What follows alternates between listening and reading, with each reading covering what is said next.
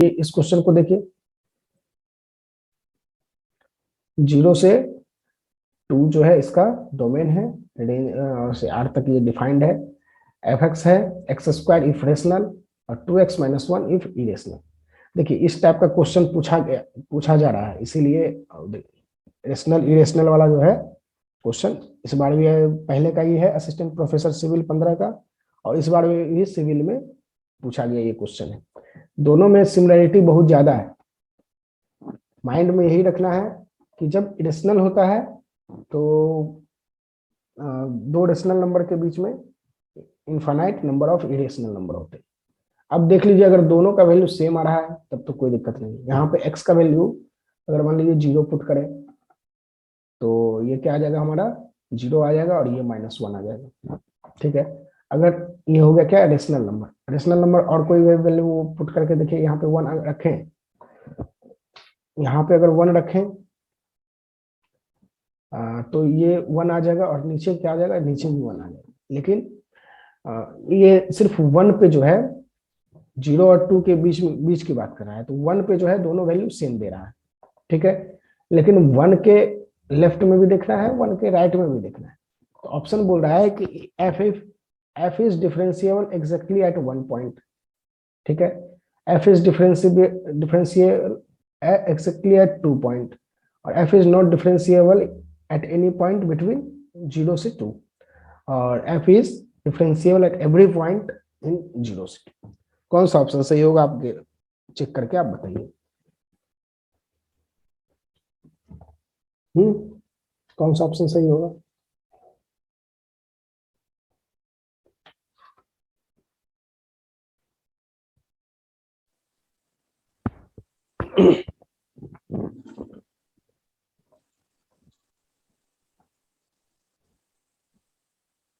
Concept वही है कि दो रेशनल या दो इरेशनल नंबर के बीच इनफाइनाइट नंबर होते हैं, इरेशनल या इरेशनल। ठीक है, रेशनल के बीच इनफाइनाइट इरेशनल और इनफाइनाइट रेशनल भी होता है दो रेशनल नंबर के बीच। तो ये सब जो भी बात है ध्यान रखना है। तो इसके बीच में भी ये 0 से 2 के बीच में infinite number of rational irrational number है, और हर जगह जो है सिर्फ 1 को छोड़ करके बाकी सभी जगह इसका वैल्यू इधर उधर होगा। लेकिन 1 पे भी सर ए होगा। चलिए और कोई, और ए 1 को छोड़ करके बाकी सभी जगह जो है दोनों का वैल्यू अलग अलग होगा, और सिर्फ 1 पे ही मान लीजिए ये कोई कर्व है, एक्स स्क्वायर का कर्व कैसा होगा, एक काम कीजिए इसका कर्व बना लीजिए। एक्स स्क्वायर का कर्व कैसा होगा, y equal to x square, कुछ इस तरीके का होगा। यहाँ पे हम लोग एक क्या कर रहे हैं, पैराबोला बनाते हैं। ठीक है, इसी तरीके का होगा ना। और ये 2x-1 है, तो 2x-1 मीन्स एक लाइन है जो -1 से -1 पे इंटरसेप्ट होती है, और उसका जो वैल्यू है, जैसे x इक्वल टू 1 पे अगर ये 1 है, ठीक है, इसका कर्व थोड़ा सा अच्छे से ड्रॉ करना पड़ेगा, पैराबोला का कर्व अच्छे से ड्रॉ करना होगा तभी होगा। तो हम लोग क्या करते हैं, इसको अच्छे से ड्रॉ करते हैं एक बार।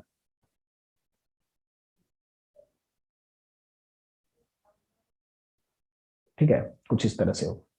तो 1 पे दोनों का वैल्यू सेम आ रहा है, तो कुछ देखिए ये जो कर्व होगा कुछ स्ट्रेट लाइन ये इस तरीके का होगा, और ये यहाँ पे मान लीजिए ये दोनों टच कर रहा है, इस तरह से जा रहा है। ठीक है, तो क्या करेंगे, यहाँ पे ये क्या आ गया 1 कॉमा, ये 1 आ गया, और इधर जो है ये भी वैल्यू 1 आ गया, इसका वैल्यू होगा 1,1।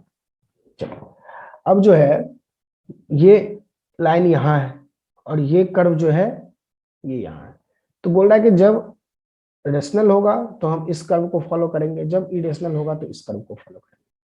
तो एक बात बताइए, क्या इस पॉइंट पे 1 पे 1,1 पे, ठीक है, 1,1 पे ये डिफरेंशिएबल होगा?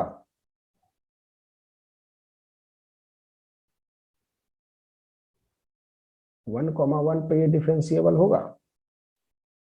या नहीं होगा? इसका वैल्यू जो है 0 से 2 के बीच में इस फंक्शन को डिफाइंड किया गया।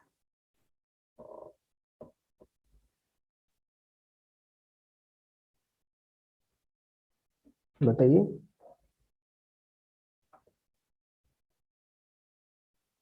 ये सब क्वेश्चन बहुत पूछा गया है।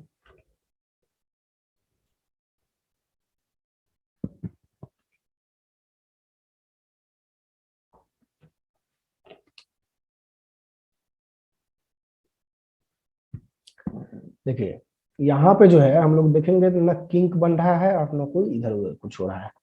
तो यहाँ पे कुछ स्मूथ फंक्शन है और लगभग एक्स के लेफ्ट में भी जाएंगे तो वही वैल्यू आएगा और राइट में भी जाएंगे तो वही वैल्यू आएगा। तो यहाँ पे जो है हम लोग बोल सकते हैं, देखिए इस तरह का कोई कर्व है और यहाँ इसको टच करते हुए जा रहा है, तो यहाँ पे डिफरेंशिएबल होने में कोई दिक्कत नहीं है, यहाँ पे डिफरेंशिएबल आसानी से हो सकता है।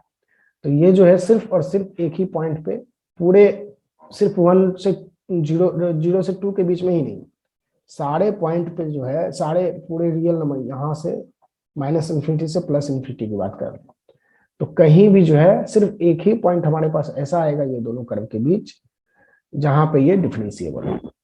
ठीक है, तो यहाँ यहाँ पे हमारा ऑप्शन कौन सा हो जाएगा, एग्जैक्टली एट 1 पॉइंट।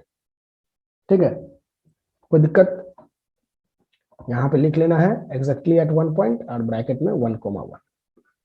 ठीक है, इसमें डाल देना है। और क्वेश्चन में ऐसा मतलब यहाँ पे नोट्स अगर आप बना रहे हैं तो उसके लिए होगा ना कि यहाँ पे 1,1 डाल दीजिएगा और ये ग्राफ बना दीजिएगा। ठीक है, इसको समझने में सही रहेगा।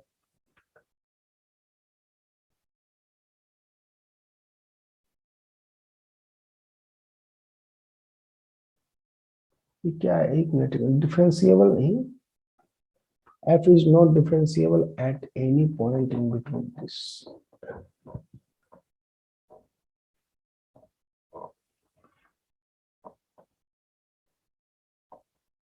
ये 1,1 पे ये इसके टेंजेंट का ही तो काम करेगा ना, है ना। ये 1,1 पे जो है ये लाइन इसके टेंजेंट का ही काम करेगा। ठीक है, तो इसका जो लिमिटिंग वैल्यू है दोनों तरफ से सेम होगा और डिफरेंशियल और उसका जो स्लोप है, ठीक है, ये टेंजेंट है तो टेंजेंट का स्लोप दोनों पॉइंट पे या यहाँ यानी कि इस लाइन का भी जो स्लोप है और इसके टेंजेंट का स्लोप दोनों का स्लोप बराबर होगा, तो यहाँ पे एक पॉइंट पे ये डिफरेंशिएबल हो जाएगा। तो ऑप्शन ए हमारा सही आंसर होगा। चलिए आगे बढ़ते हैं, कोई दिक्कत हो तो पूछ लीजिए, क्लियर कर लीजिए आप।